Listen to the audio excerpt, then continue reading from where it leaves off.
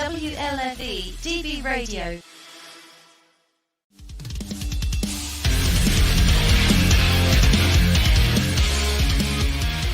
Here at WLFE DB, you can find shows that vary in many topics. The paranormal, the creepy, heavy metal, and LGBTQ and drag. Our shows are your shows, and we want to provide a wide diversity for all to enjoy. So, tune in to facebook.com/WLFE DB Radio. Like, follow, and share with your friends and family. Also, go check out our website at www.wlfe-db.com. Now, back to the show.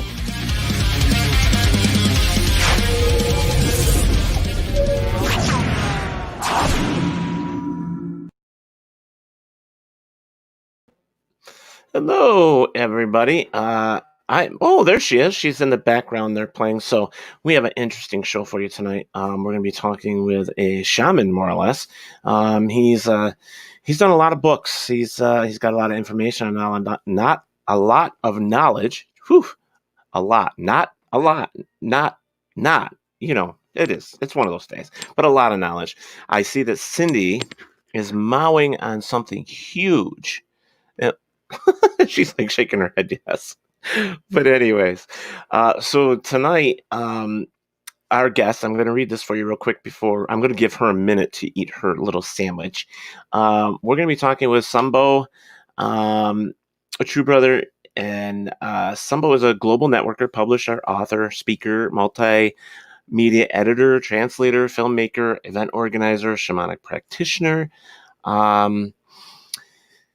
Psychic focused on soul healing, interspecies communication, a channel and traveler, among other skills. He's authored the Sasquatch Message to Humanity book series and Hairy Humanoids from the Wild and Encyclopedia of all things Sasquatch. Now, he also has a brand new book out, which we will be talking about as we go along in the interview. So let me check in Miss Cindy, see if she's ready to come on. She's like, oh, she's waving her hands like this. Oh. So here she comes. Are you guys ready? Here's Miss Cindy. Hi, everybody. I'm so hungry and I haven't been able to eat until now. This is the first I've eaten. I had a couple cookies earlier, but look, yeah. I do have something for you. Awesome. Oh, look at that. So everybody's going to love you as usual because you have pudding. This is a new thing for Cindy. It's a brand new thing for Cindy. I said it's a new thing for you. I know it. It's because I haven't been able to eat until freaking the last minute. And cool. So, it's been busy everywhere, and Christmas is not helping. I mean, with everything going on in the world right now, you know, we need good things. So, yes, we do. And if pudding makes you good and happy, then go for it, girl. That's all I can tell you. Putting my Christmas tree up made me happy, and nice. Fixing its limbs. Eddie hasn't shaved in a while. Yay, that's all right. I haven't either. That's funny. So, you know, this is going to be an interesting show because he's got some really neat books on Sasquatch and, you know, a lot of good stuff. And you can actually, guys, if you're listening, you can go over to lulu.com or goodreads.com and amazon.com. You can find his books over there.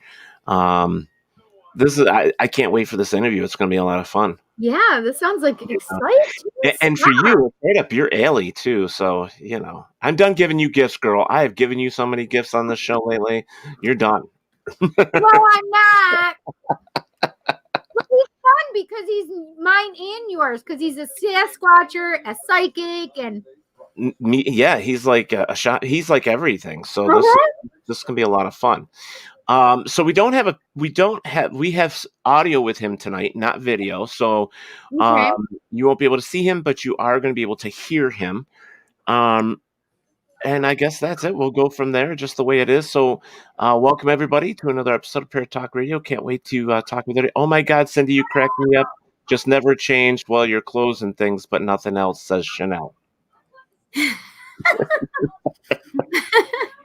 Chanel's got you, girl. Apparently, I gotta be me, man. I gotta be me. All right, guys. So, you ready to get on with the show? Because I'm ready. I'm excited about this. On with the show. This is it. All right. So, everybody, welcome, Gene. He also goes by jeez, I'm still like drawing a blank right now. He also goes as Sunbow, Truebrother. But we are welcome him to Paratalkradio. So welcome aboard. Good evening. Thank you for inviting me on your podcast. Oh, thank you. Yes. It's nice that Octane says, I'm starting a petition to not end Talk with Teddy. Yes. I love you too, Octane. But anyways, this is, you got some interesting information. You have quite a few books on Sasquatch. I really would like to settle in here and start talking and asking some questions, and especially about your new book. You sent me the link on that, which is very cool. And I will share that with Cindy as well here after the show so that she has it. And anybody else that would like it, we do have in our banner systems here, if you look up, in fact, this is the one here. This is for Contemporary Shamanic Journeys. And that's the new book, correct? Yeah, just published a few days ago, both in paperback and ebook. No? Yeah, that's awesome. It's a new series that I'm starting, which is going to tell all the stories of my 40 years of learning on the shamanic path. Awesome. So this first book covers the first decade of which is in the 80s. Right. Oh, well, this is awesome. This is going to be a lot of fun. You can find, like I said, you can check out his books also on Goodreads. I'd like Goodreads. If you've never been over there before, it's a wonderful website for authors. And it's www.goodreads.com. Just go in there and put in Sunbow Truebrother, and you should be able to find his stuff. Mine's actually on Goodreads too, to be honest with you. So, Yay! Yeah. So that'll be pretty fun. So, let me see. We got another India, or I do and go actually asked, do you believe in the Loch Ness Monster?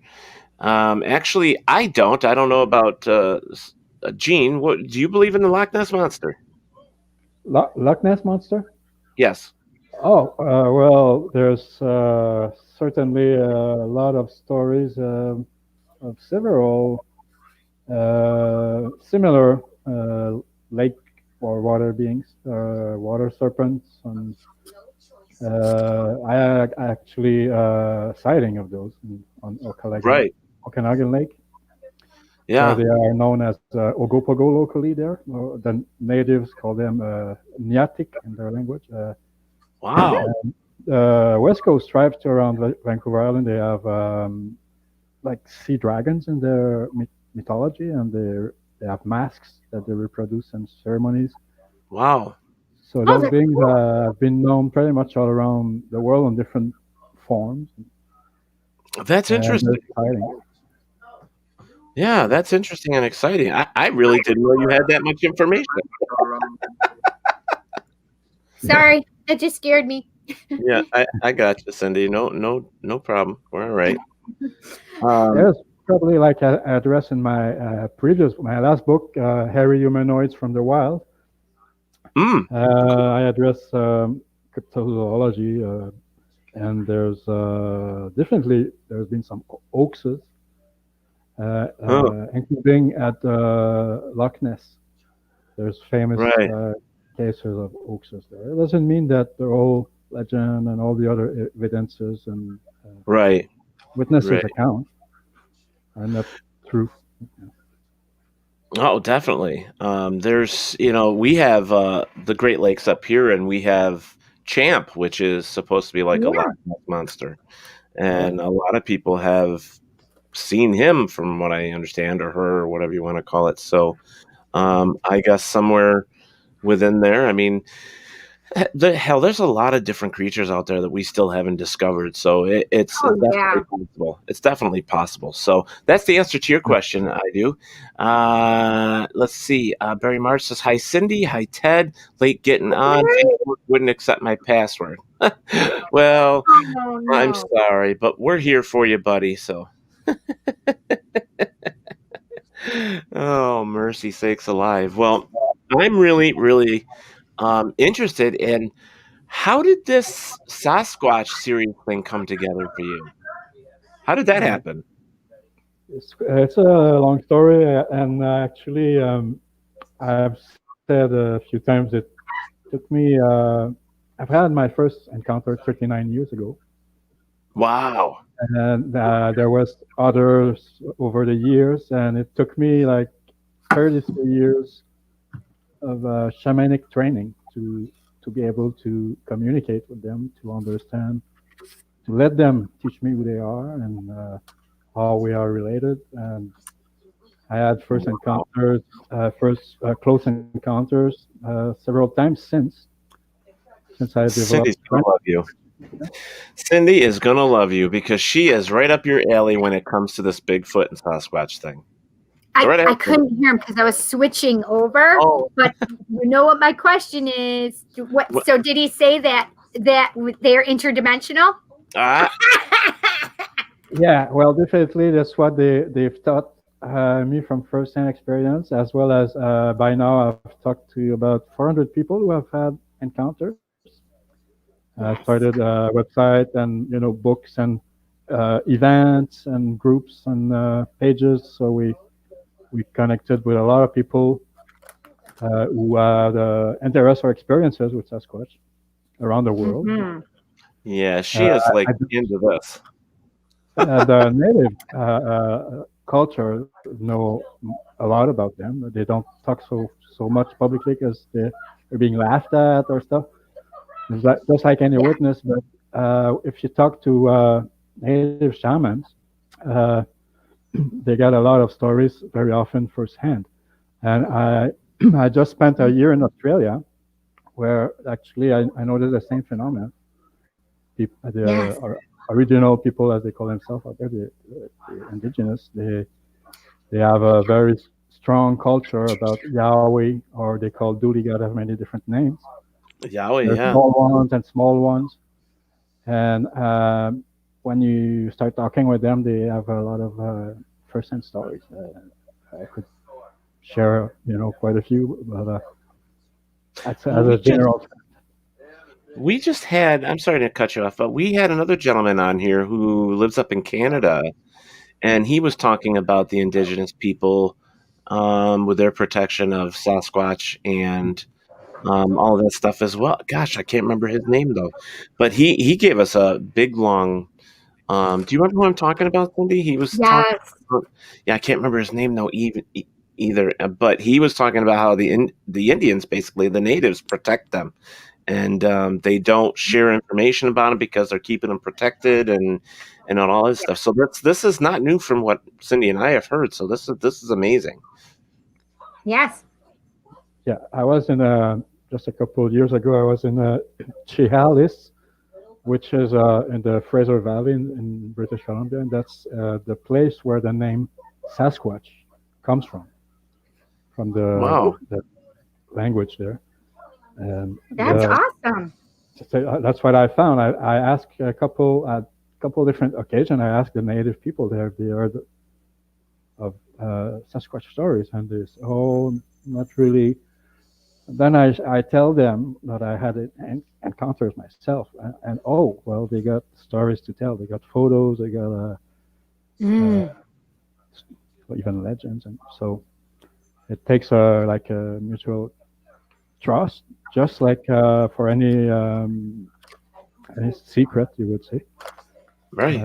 Knowledge that cannot be made mainstream, unfortunately. So far, when we try, we get laughed at, and we're like a marginal fringe But in the facts, there are thousands of people who have these encounters. Yeah, it's amazing because Sasquatch has been around for such a long time, and so from the indigenous people to the thousands of people that claim to have witnessed him or it today, the stories just keep growing. So somewhere in there has to be some truth about this. I myself sit on the different spectrum than Cindy. Cindy believes they're interdimensional creatures, where I believe they're just an animal. I don't believe they're interdimensional whatsoever. But that's my belief, and we can still be friends. I mean, her and I are proof of that we don't have to like the same thing. But, we don't have to fight about it. Yeah, I just know I'm right. Yeah. Oh, really? So, yeah, thanks. I want to say hi to a couple people here in the chat room. Say hi to Barry Martz, Patricia. That is Santa Serial. That is Dominic's mother. Dominic is also. Yes. Hi, Patricia. Hi, Dominic. Kristen Holmes, we haven't seen for a while. She's in here as well. And Octane, we actually talked about you earlier, and Chanel. And there's plenty other people in here that I can't see at this moment. Say hi so we can see you guys. Yeah, looks like Pam Perkins, Robert White, Rick Leach, Joey David, Mike Henry, and Genevieve Kelly is also in here and gave us a thumbs up. Hi, guys. Jason Marble. So they're hiding. No hiding. So what is? Go ahead. I just want to say that if those of us that are mediums, psychics, and even a lot of us actually believe that that they're interdimensional. We were talking about the oh my gosh. You lose it. It went right out of your head, right? It totally went right out of my head. Sasquatch. Thank you, Sasquatch. Yes. Holy cow! Like I'm going Yahweh in my head, and I'm just kind of like wanting Sasquatch. But yes, and there's a lot of us that actually believe it that they're interdimensional. But it explains a lot of things, right? Yeah. It explains why they haven't been caught, right? Caught in quotes, right? It explains a lot of things, like you say, and it also what a lot of first-hand experiencers describe. And, you can, it's like we have psychic powers ourselves. We just forget, or they're buried, or we didn't learn in our education how to develop them. But telepathy and astral projection and all those things are phenomena that so many people experience and describe, because consciousness is not limited to our physical body. Absolutely. And we're not only a material being, because we live in a universe where science says that 3 or 4% of the energy is physical matter. So there's 97% extra energy of different forms that we can call dark matter or antimatter or other names to identify that is real. That is as real, except where it's more subtle. Our physical senses don't perceive them, so we need to awaken our spiritual senses. Exactly. But it's just like when having a dream or seeing visions of people or things for remote viewing, all those things. Right. It's these other dimensions beyond the physical that are being activated. Correct. I mean, think about it this way: is like, how can I communicate with somebody that it may be on telephone? I'm doing a reading for them. I've never seen them. They're over in Europe as I'm here in America, but I'm describing their house, right? So somehow I'm getting that information, right? And it's hard for people to understand sometimes because they think they have to be with me in order to get a reading. I don't know if that's familiar with you. So they don't understand that we don't always have to be in the same spot for us to be able to work with their energies, right? Right. or to see things that are at a distance from us. And it just goes along with the Sasquatch kind of thought and process, because we believe that there's this energy, but there's so many people that can't see it, feel it, touch it, so they don't necessarily believe it, right? Yeah. But Well, it explains so much, because there's been times where people have heard the noises coming from the left, and suddenly they're at the right, and it's just so fast that you can't possibly run, because nobody's perceived running, but there's two distinct noises in two distinct places. yeah. Yeah, well, like quantum physics and metaphysics, pretty much the same. We create by our thoughts, and we can interact with matter even by our thoughts. It's been proven.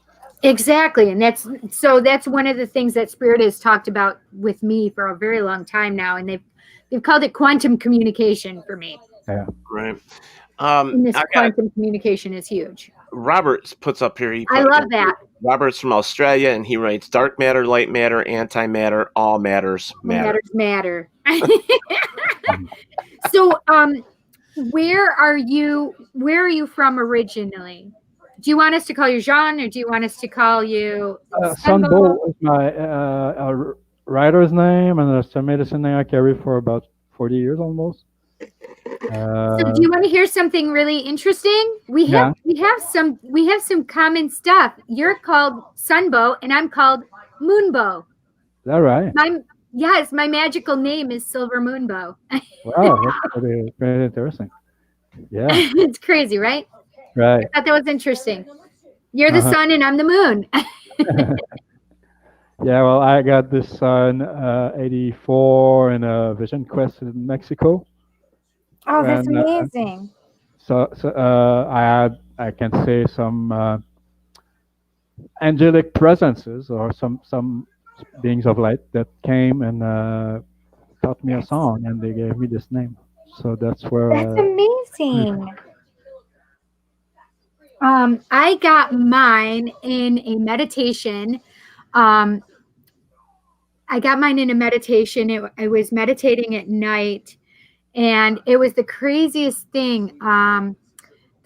So I believe in goddesses. I'm pagan, so I actually was meditating, and the goddess came to me, and she talked about my new name, which was my magical name, because it was when I was first starting out in being a witch, and she brought that to me as a gift, and helped me understand that Silver Moonbow is my new magical name. Oh, it's amazing! Yeah, Isn't it fantastic? Yeah. We have a lot in common. Yeah. And I just lost my earpiece, and I don't know where the heck I put it, or where. So Barry Martz has got a comment here, and he says it's somewhat related. He said, in a related topic, I've been watching Survivor Man on the Travel Channel from 9 to 11 on Sunday nights. I think it is a very informative program, and would recommend watching it if you can. Thank you, Barry. Go back up here. We also had one from Ido, and he says, what does he mean by shamanic training? Is it more spiritual type of thing or something else? Hope you don't mind the questions. Okay. Well, the first comment about Survivor Man. If you listen to some of Les Stroud Survivor Man interviews that I mentioned actually in my last book, it's he talks about he had some telepathic connections with the Sasquatch. Mm-hmm. And when he wanted to mention that in his TV show, the producer kind of blocked him, basically. Wow. So that's an interview that was published just about a year, 2 years ago, maybe. It's still on YouTube, I guess. Why would he do that, if you don't mind me asking? Why would they block that? Because there's been a cover-up. First of all, how come, with all the sighting, the witnesses accounts for centuries, Right. all the footprint casts, all the hair samples, and you can go on and on. So you think that's our... Go ahead. It's still turned to ridicule, and it was like we're a bunch of weirdos or something. It's because there is somewhat of there is an evident cover-up as for many other UFOs. Right. Like even some paranormal phenomena, because exactly because that would undo some of the programming we've been given to. Well, I believe there is a cover up on most of that stuff. Just like the UFOs, the aliens. I certainly believe there was some on Bigfoot as well. I mean, anytime the government is controlled to where they think that the people shouldn't know about it, because of fear, basically the government's fear, not ours. Because in some cases, we're already familiar with some of the stuff that they're trying to hide, so we're okay with it. If that makes sense. So. I do understand there is some covering up. There was covering up on a lot of things in our lifetime, and we're finding out more and more every day. So I'm just curious on what your opinion of that cover up was for. What is for? Well, there's, like you mentioned, there's powers, government, secret agency that like to keep control over the information and over right. Well, it's to control the people too, in some sense. Right. The second question, maybe I can answer. Mechanic training is it's something that I've just started to describe in my latest book, just published, which is a series.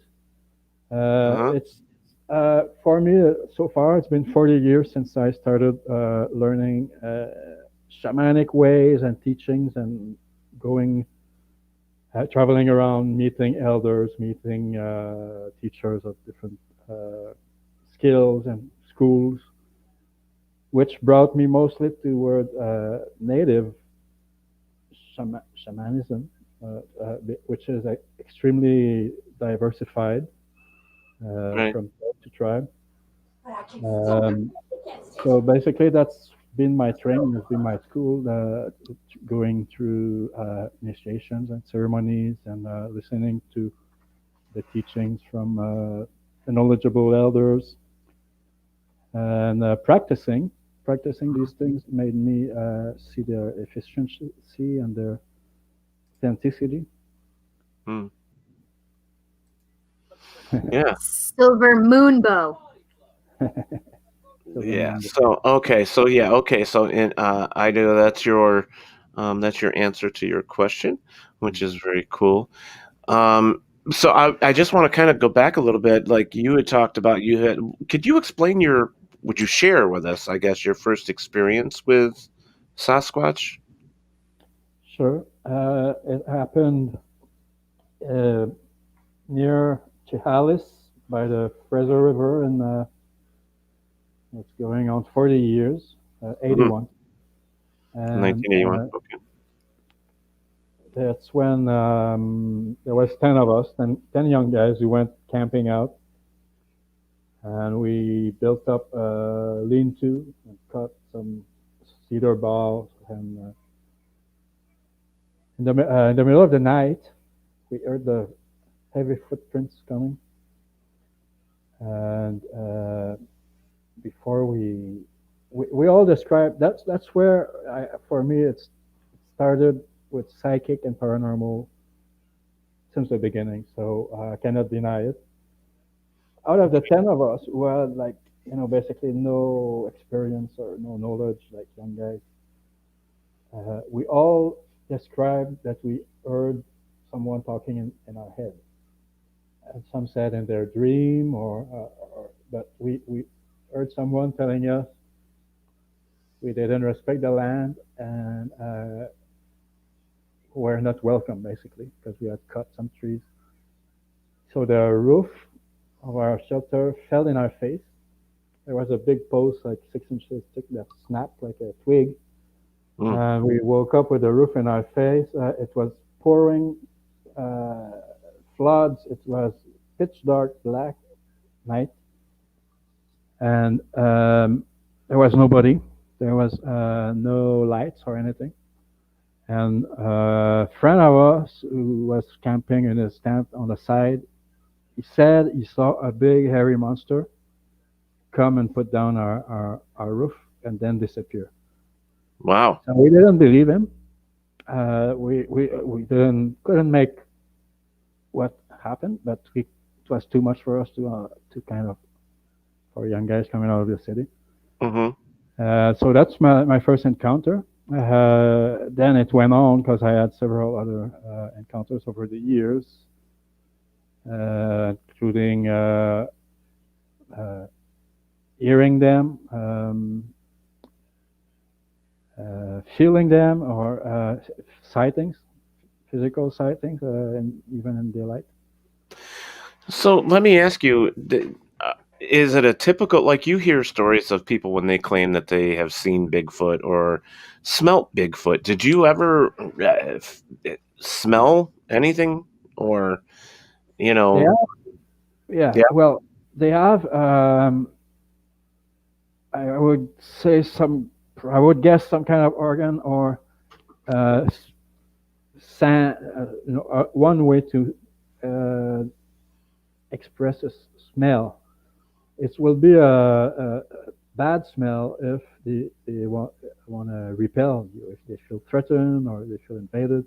Oh, so you think this is like a skunk, basically? Like a skunk, right. Exactly. Yes. Yeah, because they have also this kind of pleasant smell, like a perfume. If they like your presence. I smelled the second type of smell a few times. I've never smelled the repellent, the pungent that some describe. Right. It's often hunters with guns or people like that who will be chased, basically. Yeah, well, I want to go back because you made it, and you said something that you don't normally hear with interviews with people that have claimed to see Bigfoot, and one of them is that it's like you're invading their territory. And you said that because you were like, yes, it was like, you were cutting down trees, you were in their area, and you weren't welcome, like you were trespassing. Some stories that you hear from people that have eyewitness accounts with Bigfoot, I think the majority of them are from a long distance. They're, walking away or something like that. I don't really know too many people that have a personal experience where it's closer, except for maybe Trent Nielsen from Naked and Afraid. But it's pretty interesting. Like when you interview people that have had experiences, you try to piece together certain things that are common in their stories, and that, believe it or not, it is not as common as saying, I just saw it at a far distance. That's definitely a lot more common. But I love the fact that you brought that up in your story, because most people don't ever get to hear that it was like you were invading their territory. But that was one of the stories that I had heard. There was a show, and I can't remember what it was called. It's based in Canada, but it was the one where I've talked about it before, where the couple, they throw the rocks. They threw the rocks or whatever. It wasn't just rocks. It was these big metal, like what do you call those? The metal drums? Yeah, like it was a big metal thing. It was a washing machine. It was these big metal things that nobody can just pick up and, toss. Right. But they kept hearing screaming, basically, or howling, it was very scary, but it was definitely to make them leave the area. Okay. Yeah. Well, I have heard that. There is cases where they will be protective either of their children or something, maybe their home, or it's a sacred place for them. There is several accounts like that. Personally, in my encounters, I've had a couple of times where, like, another time in '86 in California, one Sasquatch came and we were in the middle of nowhere in the north, just north of Bluff Creek actually, and there's a Sasquatch who came and picked food in the garden, and a dog started barking, and the Sasquatch started running across the valley and screamed, really a real blood-curdling scream that silenced the dog, and that nothing else in nature or human can do, such as so it's like a sound signature. In certain cases, they will probably sound angry or frightening because just like any people, any animal, we all can be at times if we have in a stressful situation or on the defensive. Mm. Otherwise, they have very nice and gentle calls as any other people or animal do. Right. And they can talk as well. Yeah. Ido has a question here. He says, "Are they shy in that they don't want to be seen by other animals or people?" The reason I ask is because of the lack of photo or video, and if it is really shy, would that explain their shyness, because there isn't a lot of video or a lot of photos and stuff like that, basically? Yeah. Well, they prefer to avoid, in general, human presence. If we look at a lot of ancient stories and legends from tribal people about them, we can understand why. Because at times there has been wars, there has been fights between humans and the ones we call Sasquatch, or the hairy wild people. There's stories like that in North America, in Siberia, in Australia. And at some point, there was like a division between where they preferred to stay away from humans. There was also many stories of times where we lived in peace with them. Humans lived in peace with them, and they were trading, and they were. There's even many stories of interbreeding. And that is very common in some tribes, especially in the Northwest, or in Australia as well.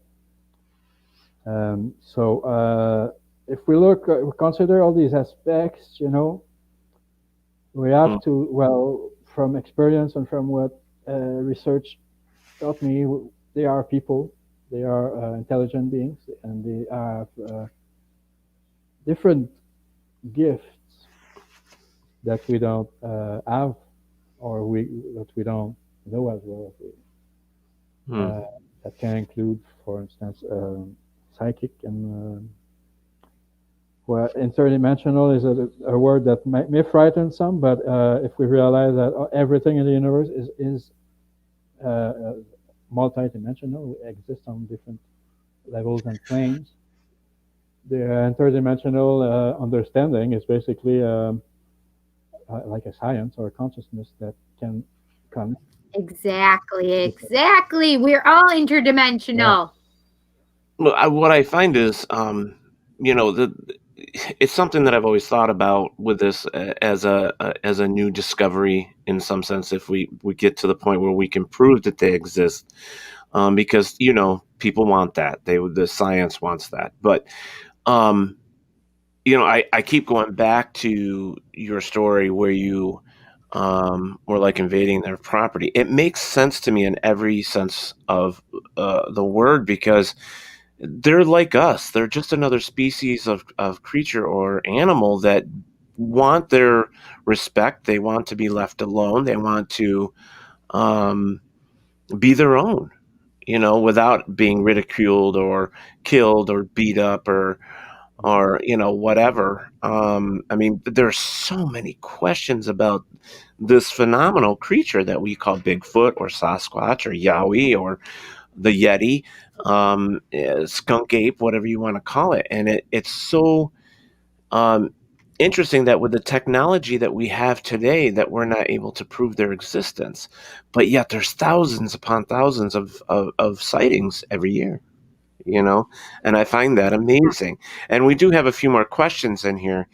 And one of the other ones was from Kristen Holmes. She asked if you knew the question of how big they get. And then Tom Nally actually followed that up with saying that that's a good question, as on how big they are. But what about like infants? Like how small are they? Do you have any answers for that? Well, the smallest ones I was allowed to see, because there's this thing about they're being elusive and shy, is that they're being, I'll say what I learned, is that they're being psychic, and they feel people coming from the far, from the distance. There's a lot of stories to prove that. And so they will only let you see them if they really want. Even we can compare it to some animals like the cougar. The cougar can watch you for hours and you don't know it's around. Right. The wolf's the same way. I mean, right. You know that the wolf's there, you hear it, but you never see it. Yeah. So from living with nature, they got this ability.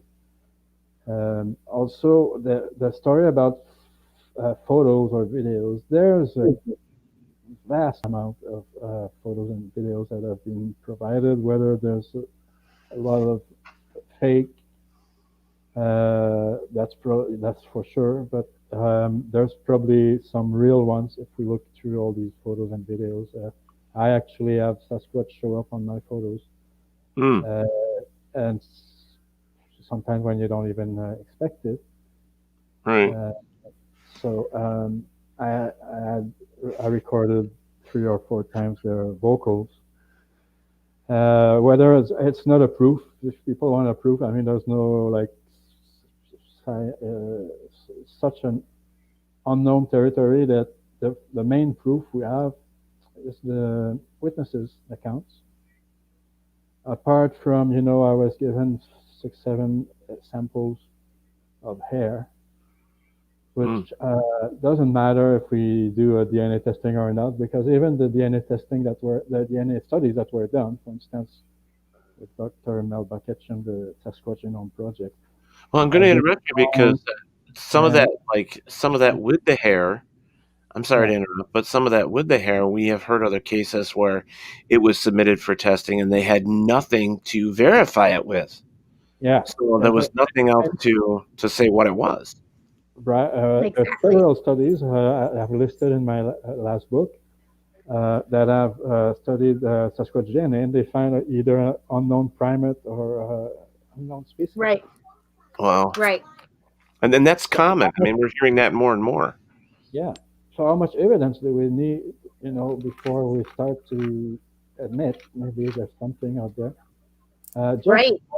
Just days ago, I just saw a news for an anecdote that they discovered a new species of whale in Mexico. Of whale? New species of whale. Can you imagine? We didn't know such a big animal yet. So, right. Another example I can give from my first-hand experience. Last July, I was in the New South Wales in Australia in the rainforest, very deep in the jungle. And there's this animal that came out and started to do a display right in front of me, like a warrior display.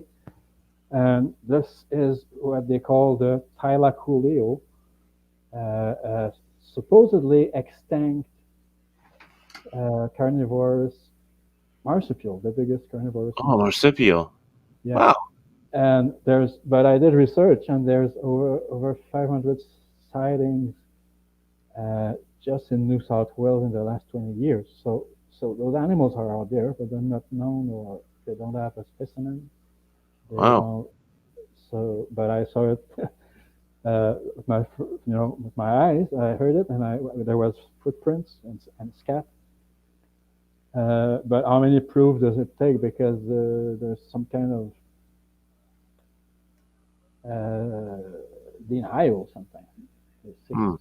Denial about things that we cannot really explain, especially when it goes into the paranormal, like the UFOs. And why do people see UFOs appear and disappear and feel psychic effect or second? It's just the same happened with Sasquatch. And like I said, I've talked with about 400 people so far who had encounters.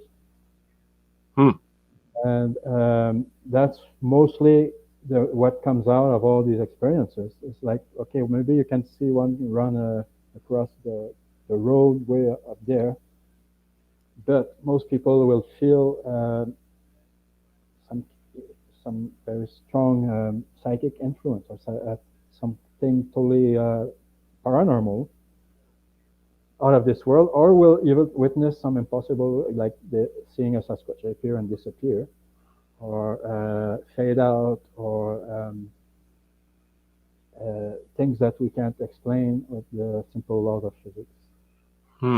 That's interesting. I know that, like, here in the United States, the number one, there's a new, it's called the hotspots of the United States. Like, where would you most likely see a Bigfoot if you were looking for him? And the number one state in the United States is the state of Washington. I guess with a whopping 2,032 sightings and counting at this point. And this all comes together by information that was gathered by the Travel Channel. Yeah. The most popular place to catch a glimpse, they said, is in the Blue Mountains. Or Ape Canyon.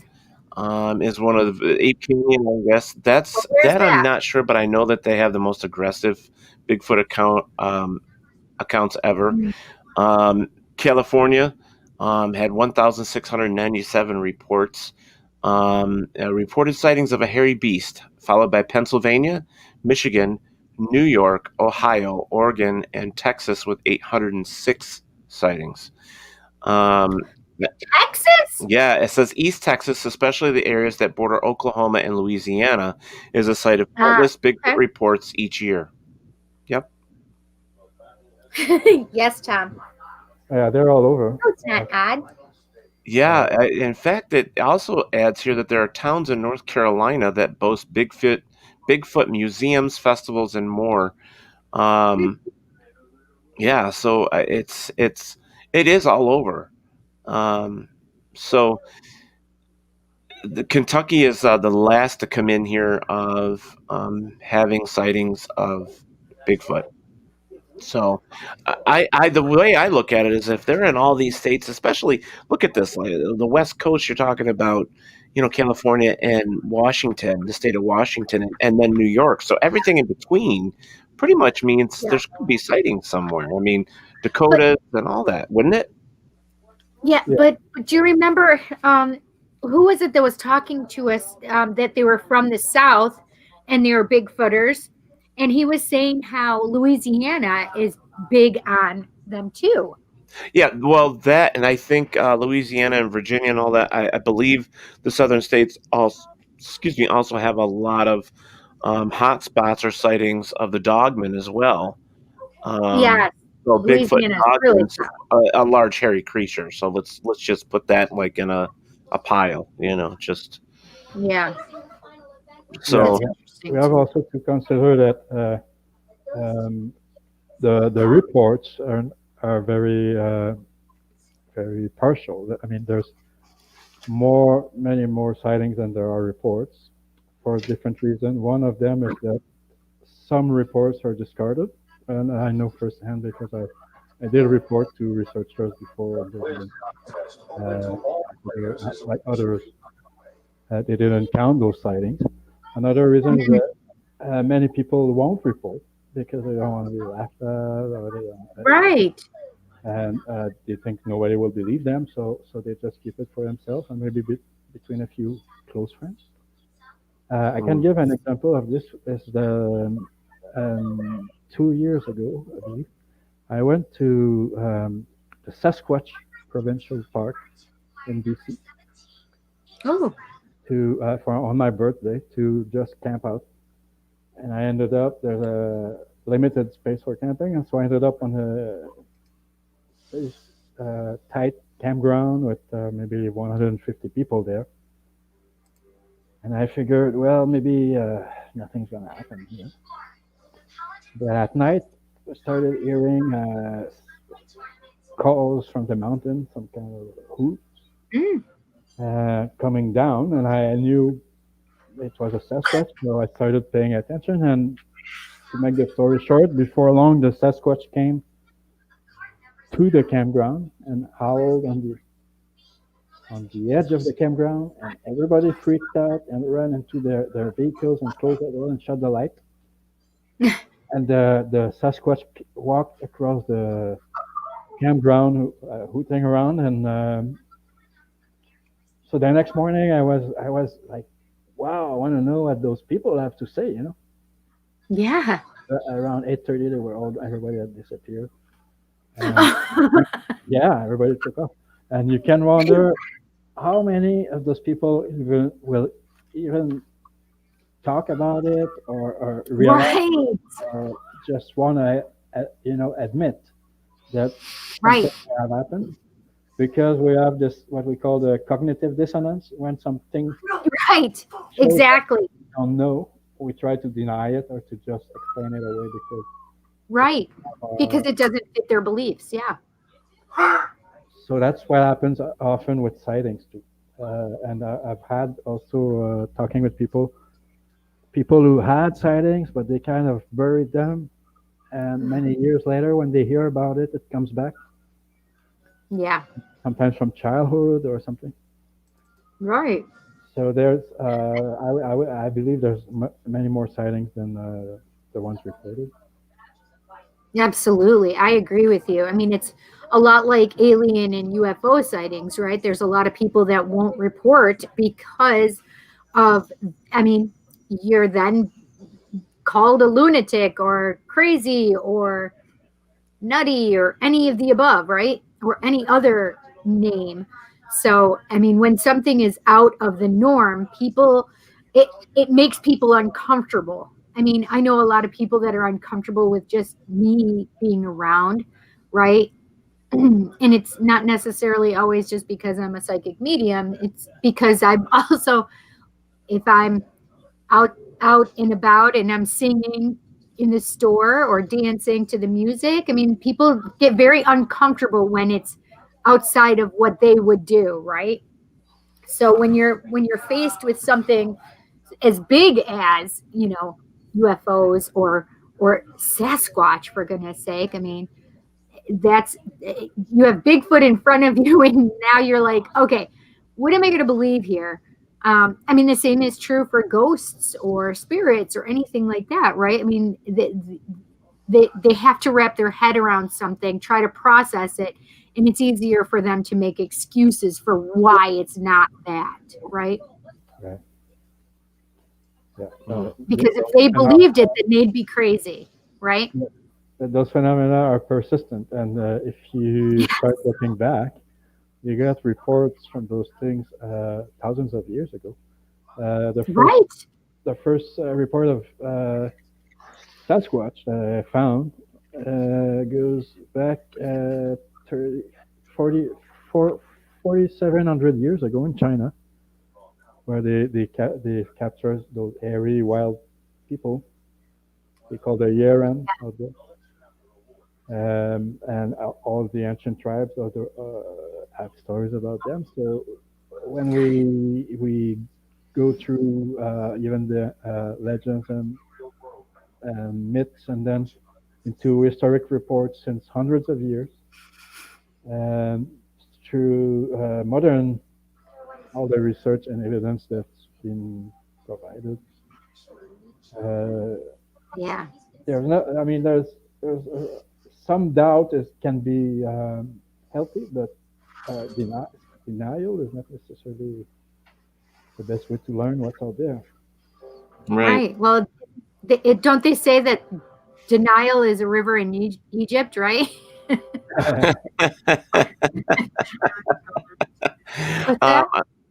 I'm going to go back here to Barry Marsh was saying juvenile Bigfoots are talked about briefly on that Survivor Man Bigfoot documentary.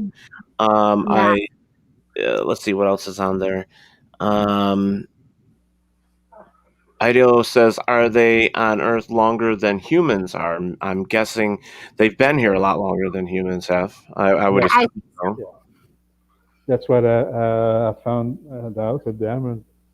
And they're like a earlier version of humanity. Right.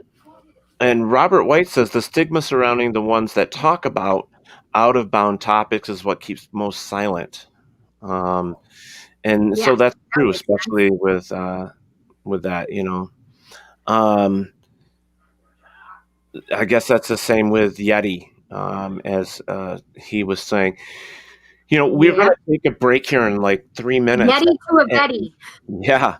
So we're going to take a break in like 3 minutes, and we're going to come back with some more stuff with Mr. Sunbow, and or how did you Jean? Yeah, well, that's why I use my other name. That's okay. So, but anyways, there you go. So so we're gonna come back with some photos. One particular photo is the most famous photo of Bigfoot whatsoever.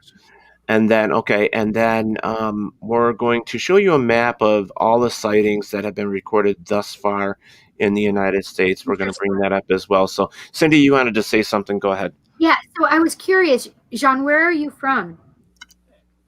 From Montreal. That's what I thought. Yeah. Yes, that's what I thought. Cool. And Barry has a question, so we'll go back to that when we come back after the break, I guess. Is that all right? Yeah, we can do that. So why don't we go a minute early here or so, and let's do our commercials real quick. Don't go anywhere, guys. Get your questions together. We will be right back, and I don't know, put the coffee on and sit back and relax. We'll be right back. We'll be right back with you guys. That's a little funny, I know. I can't help it. I'm a funny man. You're funny. Hey guys and dolls, this is Casey DeVille, the better half of DeVille Inc., Baltimore, Maryland. If you're ever in Baltimore, stop in and see me and Tony. Invisible Bree, 5920 Eastern Avenue, Baltimore, Maryland, 21224. Give us a call if you're in the area, 410-400-9641, or look us up on the web at DeVilleInc.com. DeVille Inc., where we specialize in you.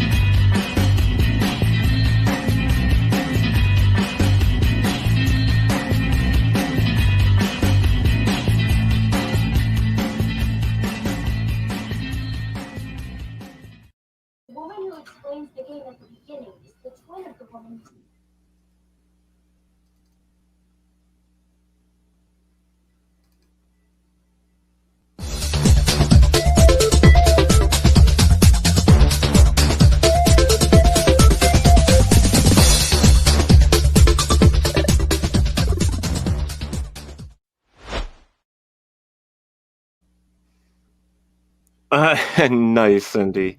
Cindy's got her little onion ring of heart onion ring. Yeah.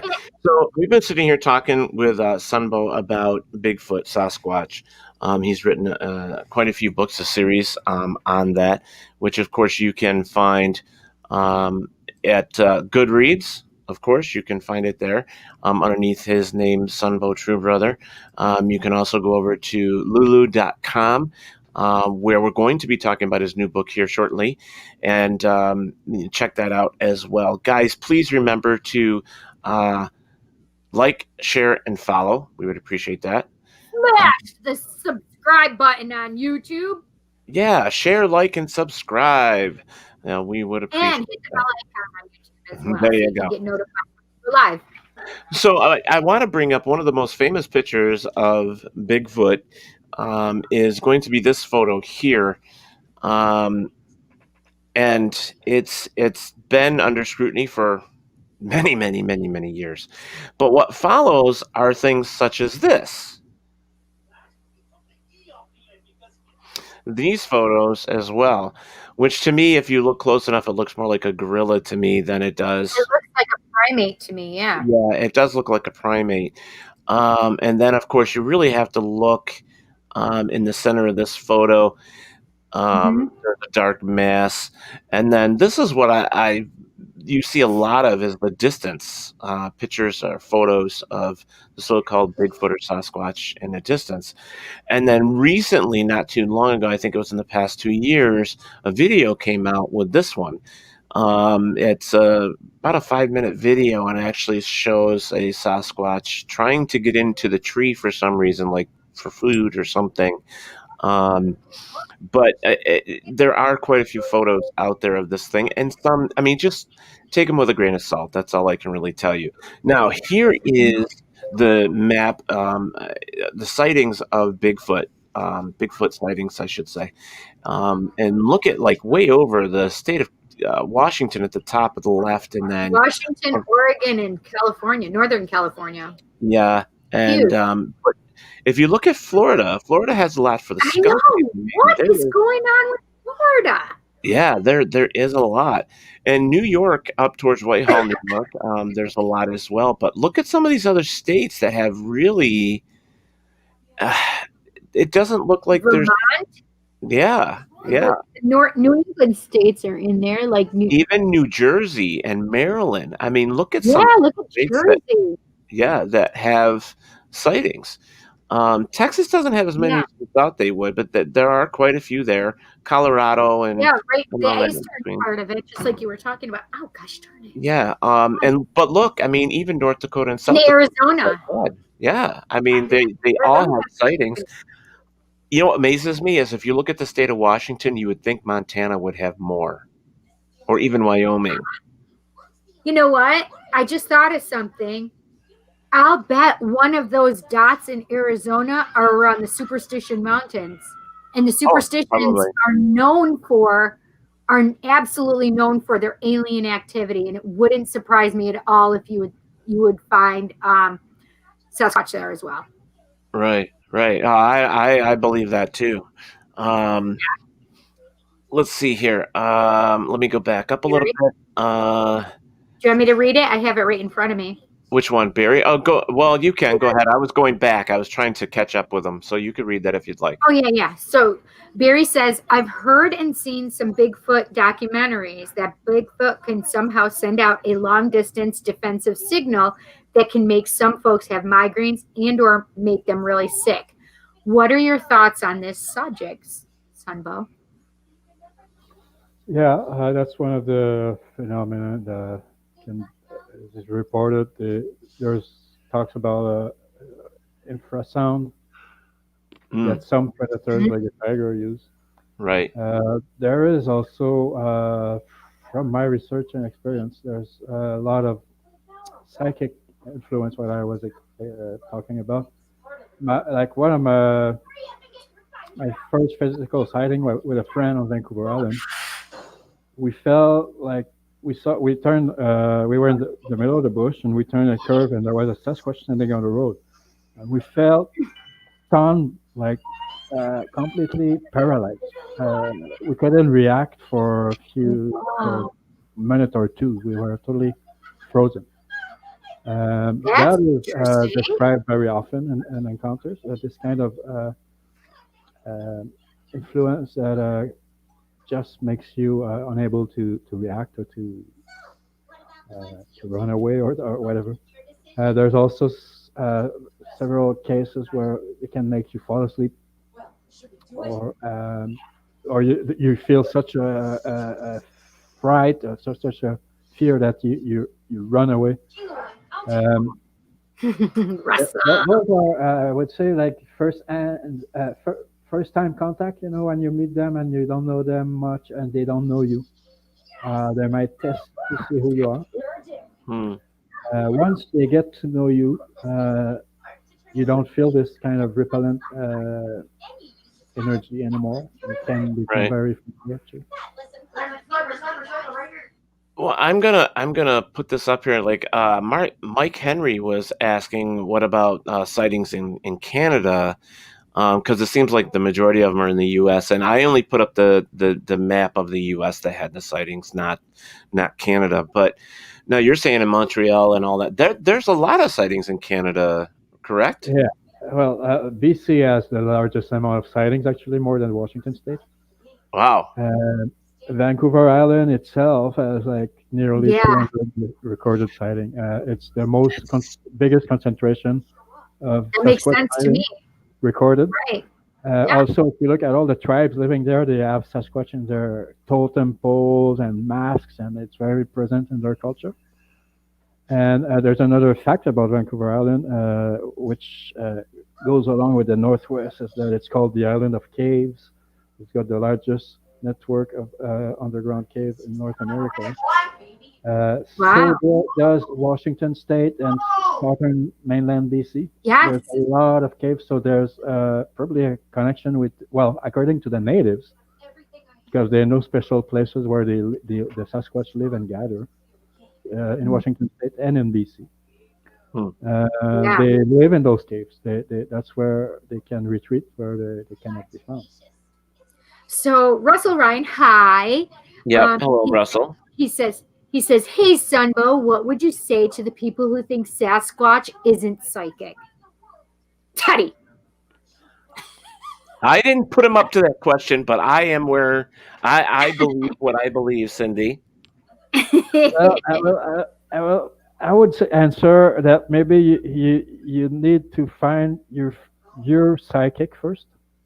Exactly. And it will show up like naturally to you, especially if you have experiences instead of secondhand accounts or speculation that makes a lot of the Bigfoot world, a lot of speculations and Right. theories, Hiku, nowhere live. Gigantopithecus and all those things. There's a list in my book actually of all the different taxonomy titles that were given to try to identify Sasquatch. Yeah. Yet there's still something totally different, totally on their own. And if you talk to the people who have had contacts with them, you're most likely to know better than speculation.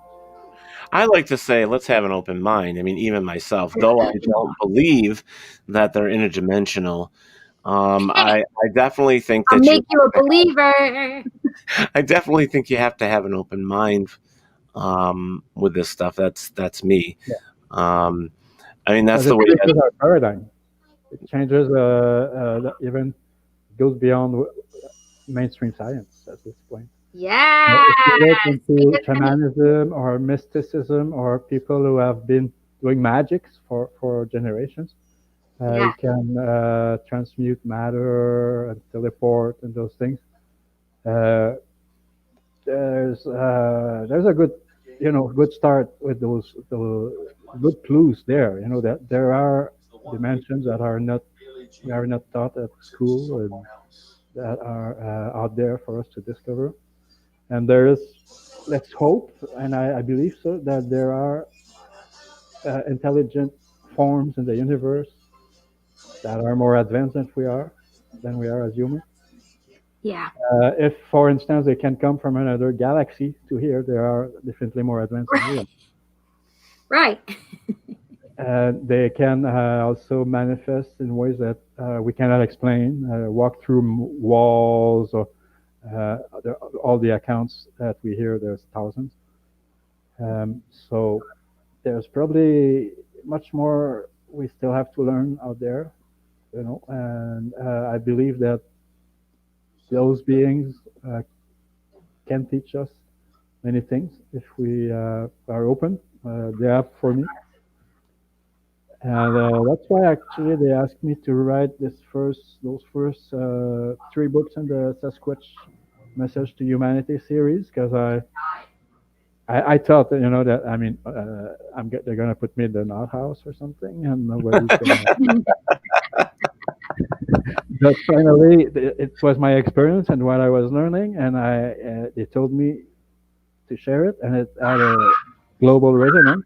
There's people around the world who've read it, and there's been the most wonderful feedback I've received from different people. So I think that's what we should do. Is that's what also native elders have taught me, is when you have a vision of what's your contribution to the world, just do it.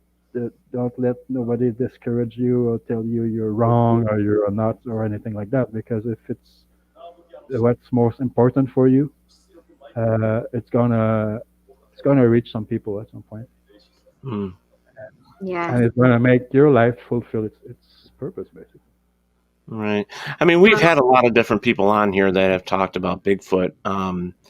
And they've all come back with some common things that we've all heard or seen. I mean, from different things. I mean, I can't sit here and say that I totally believe that Bigfoot exists. I'd like to think that they do, but I can't say that they do.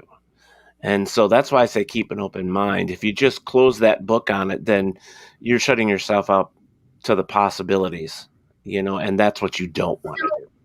So can I put it like this, Teddy? Okay, just say it any way you want. We were talking. We've talked to several Bigfooters here, and Russell Ryan is one of them that we've talked to in the past about monsters. Yeah, and all these other things. But this is the thing: is how when I was talking to Danny and what's her name? I can't think of her name. Yeah, I know who you're talking about though. And all of a sudden I just was kind of transported to Danny's house and land. What is it called again? I forget. Hinsdale? Yes. So the Hinsdale. And I've never been there. But this is the thing is all of a sudden I'm just there, right? And I can explain. So the thing is so many times when we have been talking about Bigfoot, I'm transported into these woods atmosphere, and literally it feels like I'm communicating with them right then and there, just like I did with the Hinsdale house. I mean, these are things that I can't stop myself, but I can't explain to other people either. So when I say that they're interdimensional, or when I say that, I feel this way or that way, it's because I feel like I'm communicating with them as we speak, right? Okay. And so those times that happens, it's not explainable away, right? Like you can't explain it to people for them to get it if they don't have that knowledge, right? Mm-hmm. I mean, there's just, you can't explain it. It's kind of like what I was talking about earlier when doing a reading here and you have people in Germany or, even where Robert is down under in Australia, right? You can't explain how you can feel their energy or how you can know what their house looks like or anything like that, right? It's just that it's like I'm there with them already. I get it. And and some people just wonder why. So I've asked questions in my mind, and some of the questions I've gotten back was, so Mike Henry just said, where was it? Hang on. Oh, right there. If Bigfoot has these powers, why do they present as naked monkey men? Well, just from me, we don't need goddamn clothes. I don't understand. I mean, they have the protection of their hair. That's what body hair did back in the day. We have just evolved where we don't have as much body hair, but we freaking shave it off as we are in the U.S. Anyway, we're ridiculous. I mean, you go to France and a lot of women don't have anything shaved. They're okay with armpits. Yes. The people here in the U.S., we are so against body hair. So I can understand you saying that, Mike, but body hair is normal occurring thing. And so if you're living out in nature, you're going to need things that provide that protection, and body hair does that. However, they don't need clothes. They don't need clothes. And if they're anything like how we are, I mean, and how we started out, maybe they're not. I mean, maybe they're, I don't know, like socially at an infant stage to where they're not used to that whole thing. I mean, they have all this body hair like a dog or like a wolf or like whatever. So they don't. I would actually say that they're more advanced than we are, to be honest, because they already have telecommunicating down. They do the telepathy thing already, or the quantum communication. They already have it down, whereas we limit ourselves in that respect. They already have that down. They don't need to worry about that.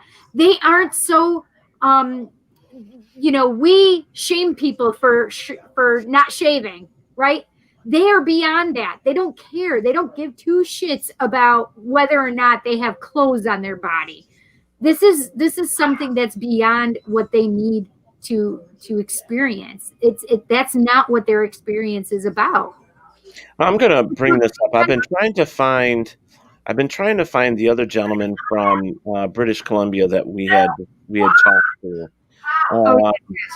and I can't find it. But he was saying like with Sunbow here is that they're protected by the natives and all this stuff, and they've seen them. They know they exist, and all I say at that point is like I'm one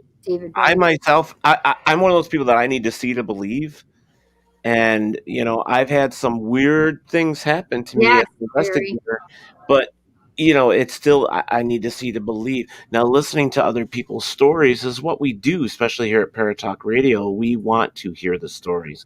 We want to make up. I mean, it's up to all you and that are watching the show as well to make up your mind whether you believe the story or not. You take what you want out of these stories. Right. So if you choose to believe it, then God bless you. Believe it. But if not, that's fine too. Russell put in there, does Bigfoot enjoy having humans on lockdown the last year? Ha ha ha ha. Yes. Wouldn't you? Like, come on. But here's something that he kind of gave me an idea in my head is that I still have friends that are Bigfooting. What about disease? And that's one of the things that I was going to ask to Gene as well as Sunbow is like all the diseases that humans carry that we've had to find antibiotics for and cures for. Do they affect the Bigfoot since they are part of the primate? Well, there's like I mentioned, there's several stories of interbreeding. Oh, with humans, yes. Yeah, there's several stories also that you cannot live with them for too long. That might be because of incompatible. Yes, Mike. Yeah, immune systems or stuff like that. Mm. As a matter of fact, if I can say, I found out when I was 50 that I connected with my native roots in northern Saskatchewan, and with my native Cree cousins there, and I talked with the family historian, and from what I had found in the ancient Gazette and what was confirmed by her, is that my great-great-grandfather and his twin brother, they were found in the wilderness around age 8, and they were half Sasquatch. So that is a story that you find in many tribes. There's even people still to this day in Washington State, for instance, on Colville Res, that are half Sasquatch. Wow. Wow. Usually stays local and within the family, so it doesn't attract too many curious. But so that says a lot about them. And according to the Sasquatch Genome Project and other DNA studies, they have like 99% the same DNA than we do. Mm-hmm. Right. they are very, very close relative, but they are still another species. There's something they have unique to them that we don't have. So how did you find out that he had this different genetic? Well, because they were found as kids in the deep bush in Northern Territory. It's as deep in the bush as you can get, by native trappers, and they were living in a hut of branches. They were wearing rawhide, and they didn't speak any human language. Oh. And so they adopted them. He became, eventually a leader in this community. But that's how the native cousins tell the stories that they were half Sasquatch, which makes sense and fits with several stories. So basically, if I've caught all this right, somewhere down the line in the native cultures,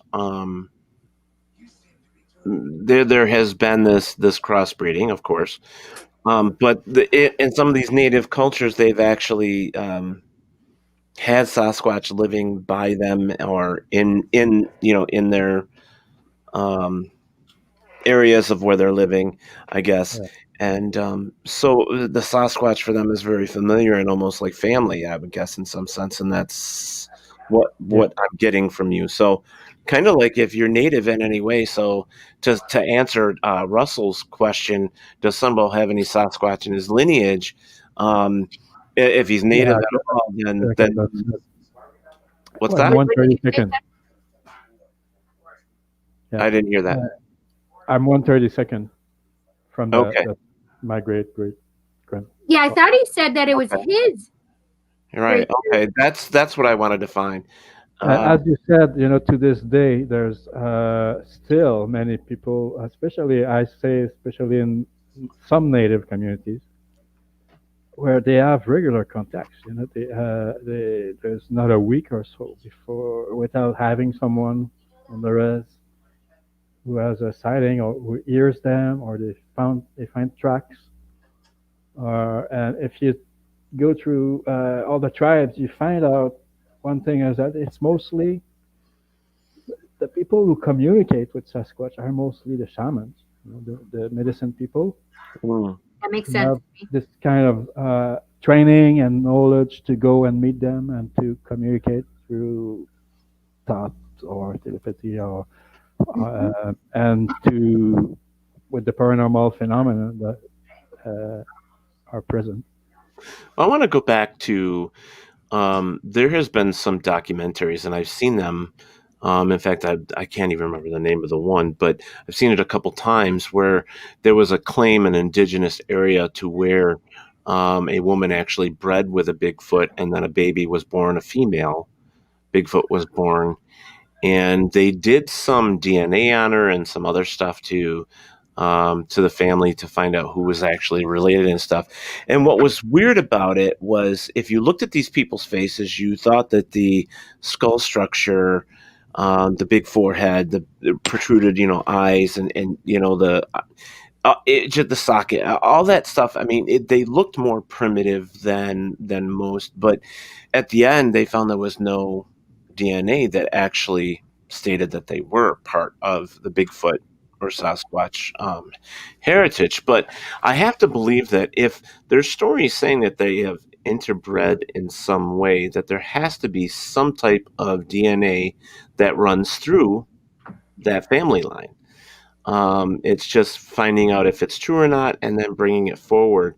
So like I said, guys, keep an open mind because we don't know. And trust me, I'm not a believer, but I would like to believe. So for me, where I sit, the information that we get from anybody we interview is definitely interesting, and it's something that I keep in mind, and I hope that all you guys will as well. Barry Mark says, I do believe in Bigfoot based upon all of the videos and photos taken of a possible Bigfoot sighting from all over the world. I personally haven't seen Bigfoot, but would like to, and if I never see Bigfoot in my lifetime, that's fine too.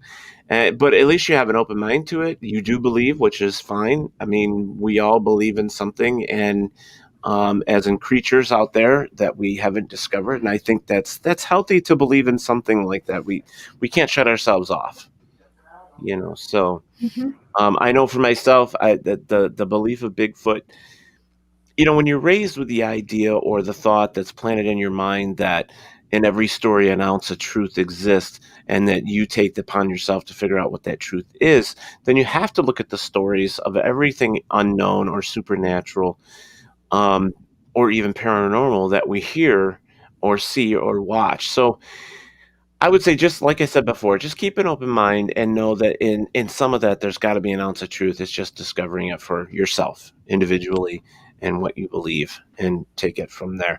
But, SunBôw, I want to get to your next book because we're going to be running out of time if we don't. So I want to switch topics here and go to the new book, which is Contemporary Shamanic Journeys.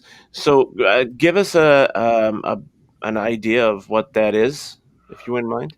All right. Well, this is the story of my shamanic training and learning, and all the different spiritual teachings and practices and experiences I have over the last 40 years. This first book covers the first decade. So I've been through, like I mentioned, several tribes and elders. I was adopted by the Hopi. I went to 21 countries so far. This first book covers like 7 times around North America and twice in Mexico and Jamaica. And different types of shamans and different types of practices that I've met and that I've learned, which include, the dark and the light, because we're on a healing journey in this planet, and there's things to support and things to stand to. So this is the story of this journey that is still ongoing. Okay, so there's going to be a series. Basically, there will be more books about this then. Yeah. Oh, that's fantastic. This is my 5th book published in 5 years. Wow. Right. That's amazing. The other one, the last one is more like an encyclopedia, Hairy Humanoids from the Wild. The 3 prior were the Sasquatch Message to Humanity, which are channeled messages. The 3rd book is a collaboration of 10 co-authors, international. I love that, the channeled messages. That's fantastic. Cool. So you can check out, so there's an easier one to read. If you go over to lulu.com, you can put in Contemporary Shamanic. Jeez, I can't say it today, Cindy. Jeez. Contemporary Shamanic Journeys. Jeez, tongue in front of my eye teeth, can't see what I'm saying. So can't see what you're saying. That's right. So I like the fact that you said that you were adopted by the did you say the Hopi? That's got to be interesting in itself. Oh yeah, that's a story in itself. It was 33 years ago.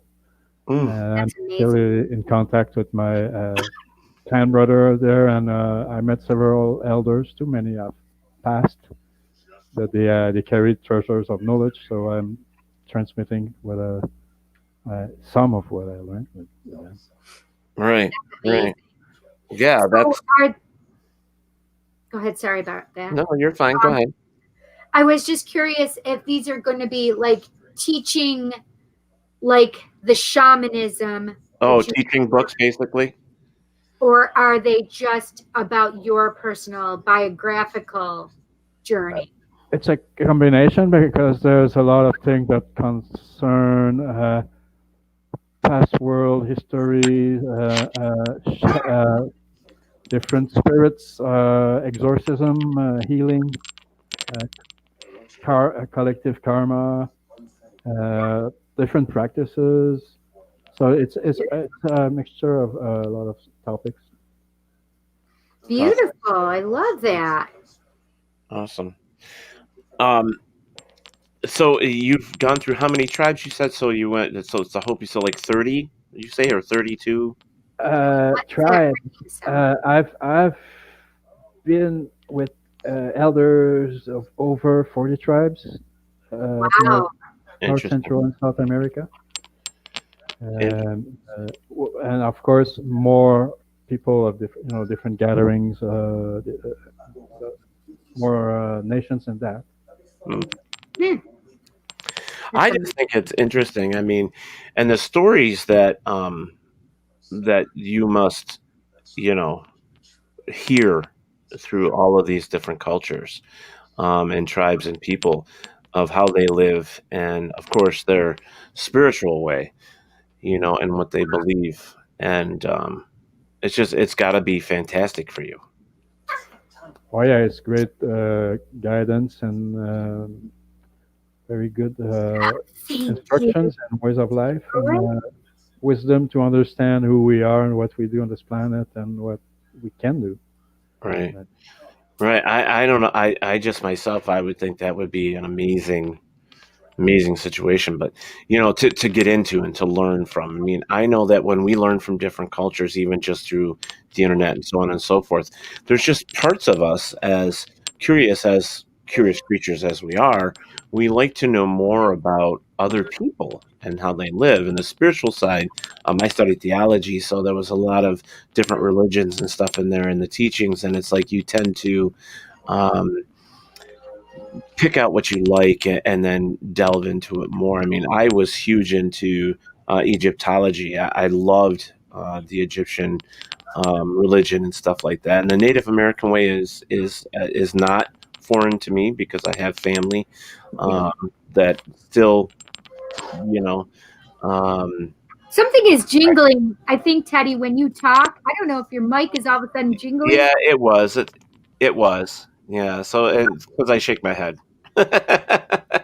So it's making it because you're shaking your head. Yeah, I think it's good now. I don't think it's doing it anymore. If it is, I'm sorry. I apologize. I had to move to a different microphone. Sorry. So I do have to say real quick because my niece has been on here watching. Piper wanted to say. Little Piper. Yep. Mom said I have to go to bed now. Yep, go to bed. Good night, honey. And thank you for joining. I appreciate that. Yes. She's so cute, that little Piper. Let's see here. Ido, he says, right, guys, I've got to go. It's been super interesting to listen to all the information. Thanks a million for the show. Take care. Thank you for joining us here. We do appreciate that. Thank you. Yes, Ido. Yeah, Mike Henry says, I remember hearing about an incident during a week-long camping trip in Mount Hood National Forest when a group of students encountered a Bigfoot. It's funny that you do hear stories like that, and usually travel or something like that pick up all that stuff as well. So not to, sponsor or, push everybody to the Travel Channel, but if you want to know more about the supernatural and the unknown, that's the place to go these days. So. Yeah, travel is pretty good. Yeah. And Barry Martin says, Nick Moulet would love your blanket. Which one? This one or my this is my Hallmark Christmas movie watching blanket. Nice. I love you. Love you too there, Piper. Thank you. So five books in 5 years. That's a book a year. That's a lot of information and things for you to read. Amazing. I mean, it's amazing. I've got 2 books in 3 years. So not too bad. Or 4 years. Not too bad. Yeah. 4 years. That's a lot of work. Oh, it is a lot of work. The research is, and I'm working on 3 and 4 right now. I just haven't gotten to them. I've been too busy. But so I'm curious with all the research and the traveling that you do. What do you do for a normal job? Oh, that's a complicated question. Okay, so you do have a normal job though, then? Not really at the moment. I just arrived from spending a year in Australia right now. Oh, that's beautiful. Well, Robert White would like that because he's from Australia. Yeah, it's a very beautiful country, full of magic, and I really, I could have stayed longer.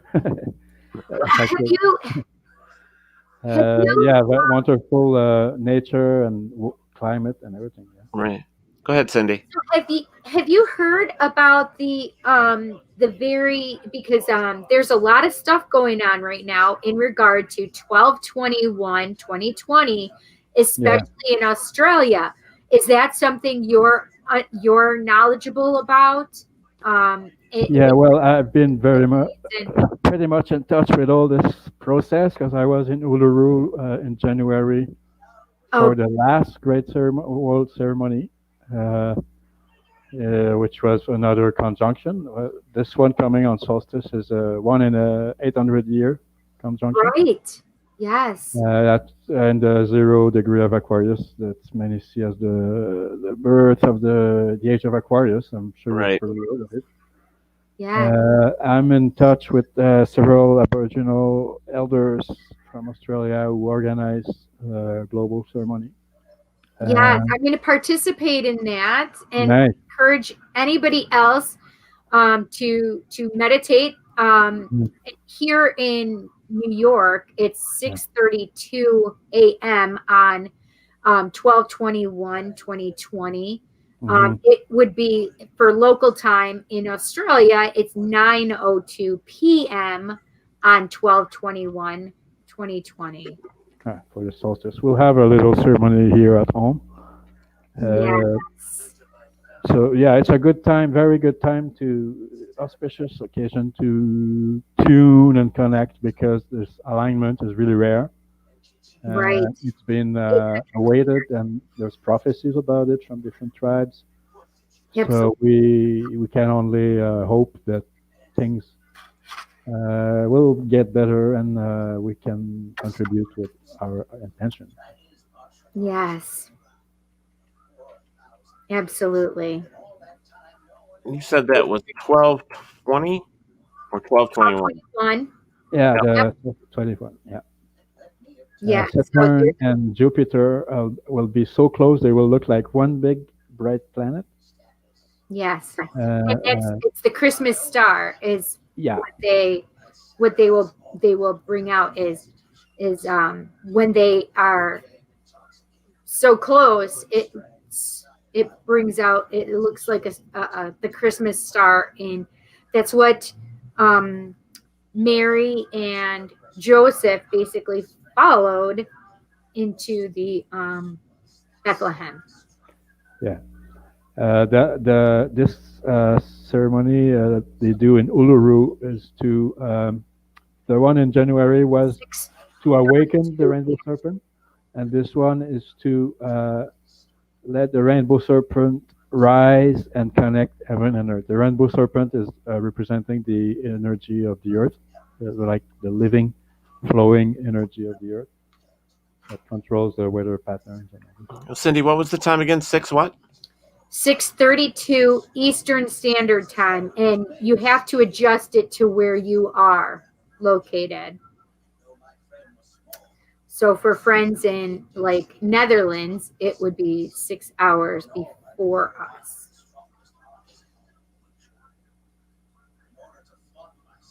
Okay, so this should be correct. Later in the day, obviously. 12/21/2020 at 6:32 a.m. in Eastern Standard Time in New York. Correct. And this is where you're saying you'd like everybody to just meditate and commune. Right, because so and I would have you guys go look it up. It's a huge meditation that they're trying to get everybody to do to find this box from the Pleiades. The Pleiadians? Yes. Okay. Here, I'll read a little bit about it. Well, I just want to put in here just in case they want to know. I want to put it on the banner so that they can see it. That's what I'm trying to do. Yeah. I could just give you a little. But this is because of the Uluru Magic Box activation. It's a call to humanity to open their heart. And the thing is that it's so we can try to find the box and open the box, because in the box is where we can help the ascension that's going on here on Earth right now. Okay.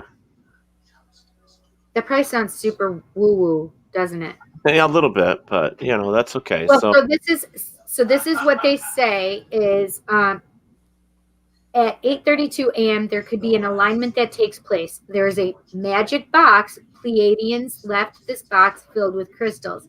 The magic box is a rock. The box could be turned on when the alignment takes place. Make sure you are on the ground, not a chair, and meditate on the rock.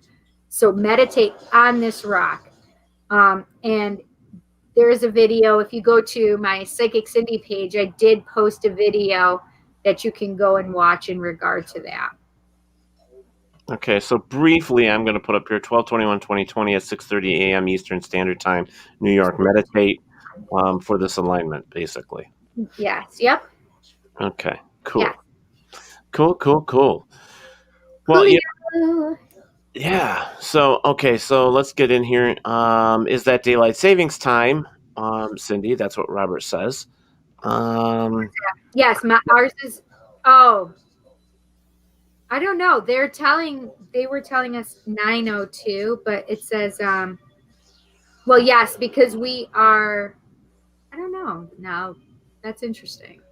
Okay, so Robert also asked that the summer solstice 2020 in southern hemisphere would be at 8:02 p.m. on Monday, the 21st December.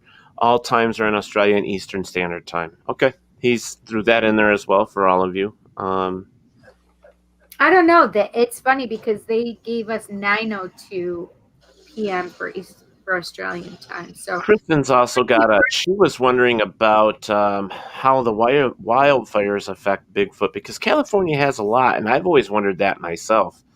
Do you have any information on that, SunBôw? Yeah, well, I wrote in my first book in 2015 that they were actually warning us that there would be more and more of those fires. And some of those fires are actually man-made.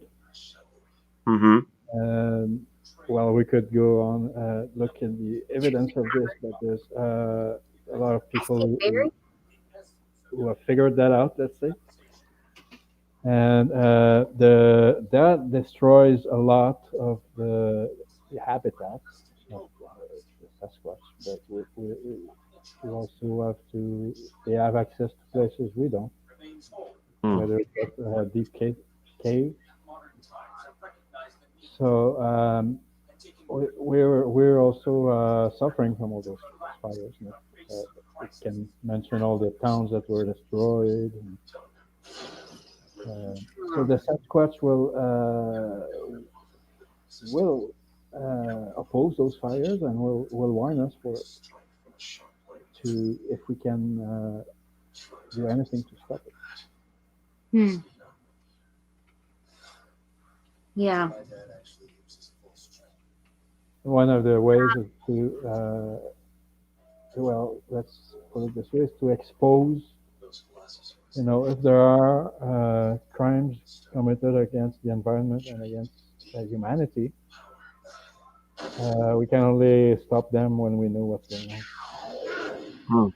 That's just amazing, because with all the wildfires, we know that a lot of animals get caught in that, and I would think that Bigfoot would be no exception to that. Yeah. But it's amazing. I've had a great night tonight. I don't know about you, Cindy. It's been great chatting here with you, Mr. Sunbow, or Jean or Jean or Jean or. But I'm just going to call him Sunbow, so it's much easier for me. But it's been very interesting, and I know that the majority of the topics that we were talking about Bigfoot, but that is such a big topic in the world today, along with all the rest of it. It's just Bigfoot and all the unknown and the creatures that are out there that we still don't know. It's just a lot of us have that curiosity, so I love it. Russell Ryan says, this has been a great show. Thank you so much, Cindy, SunBôw, and TedBôw. Thank you, Russell. That's cute. Hey, it's Moonbow for me, SunBôw for SunBôw, and TedBôw. I'm really Silver Moonbow. That's really my name. There you go. It's my natural name. I don't share it with many people, but I'm sharing it with everybody. I don't share mine at all. So I said I don't share mine at all. Barry Mars says, very interesting night with SunBôw. Very informative. Jesus, Kristen Holmes says, awesome show tonight. And SunBôw, basically, I just want to thank you so much for coming on here and joining us and sharing your stories. I love your energy so much, SunBôw. Thank you for inviting me.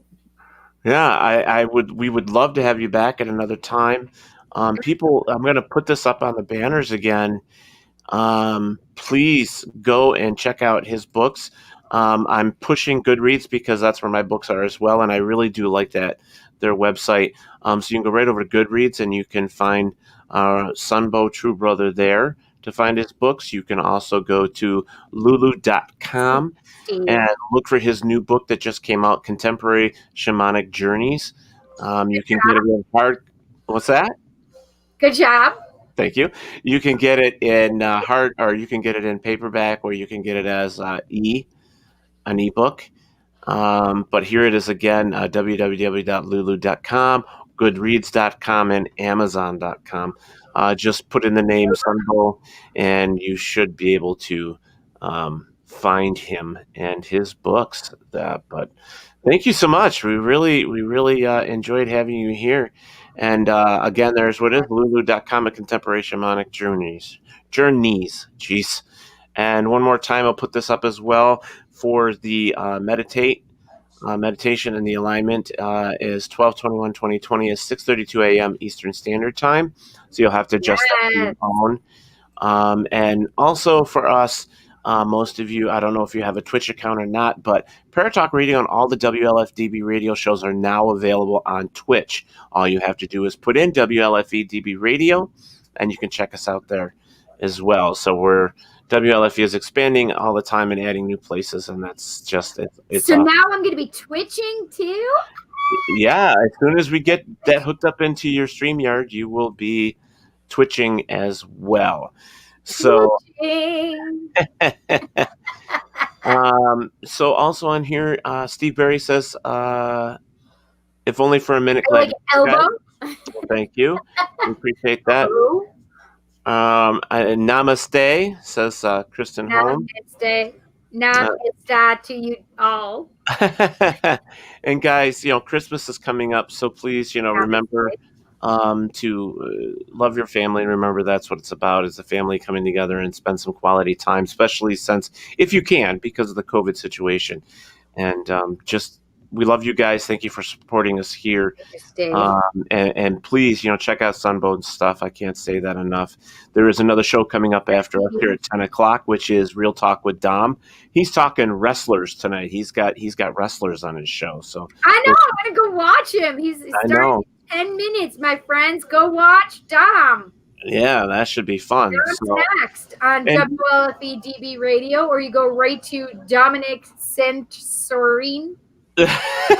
Scenario, yes. I'm like, wait, I just messed that up. And Cindy, just so you know, I totally forgot to run the intro to the show, and you didn't notice it, and I didn't either until I rewatched it over on Twitch. I actually went over to check out our feed, and I totally forgot to run our intro tonight, but that's okay. We'll be good. No worries. So, Cindy, what you got coming up? I love our intro, though. I think it's so fun with the old shows on it. I love it so much. Yeah. So what is Kristen? It is not your time here. Damn it, Kristen. And T. Roy. You have to do it. Good job, Kristen. I love you too, T. Roy. So, so what you got coming up this week, Cindy? What's that? What's going on with me?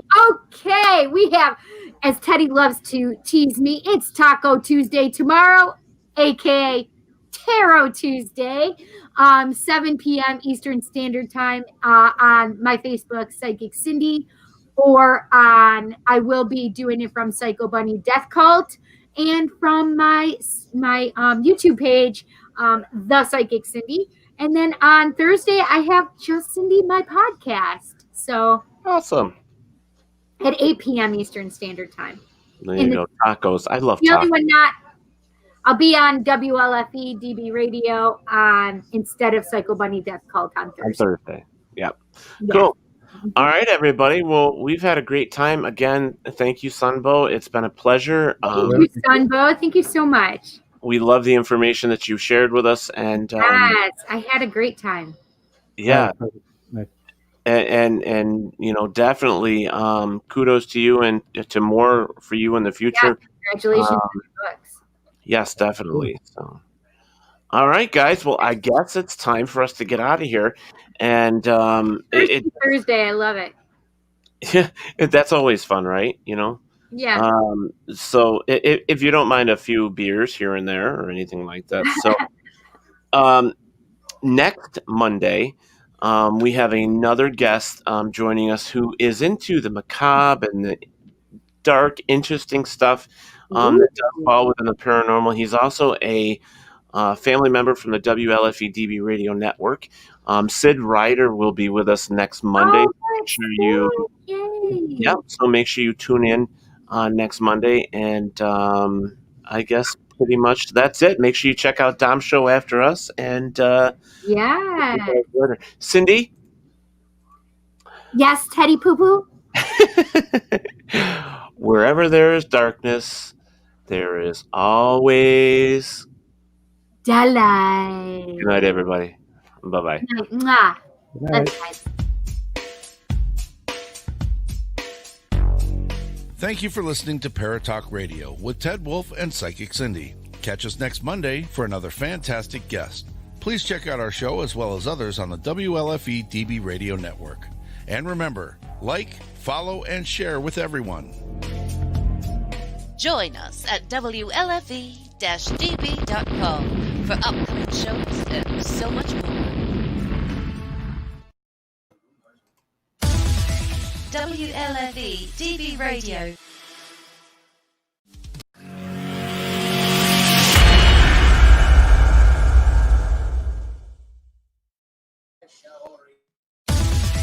WLFE DB Radio.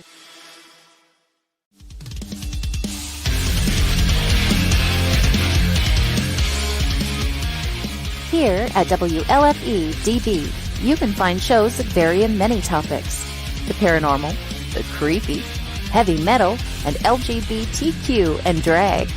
Our shows are your shows, and we want to provide a wide diversity for all to enjoy. So, tune in to Facebook.com/WLFE DB Radio. Like, follow, and share with your friends and family. Also, go check out our website at www.WLFE-DB.com. Now, back to the show.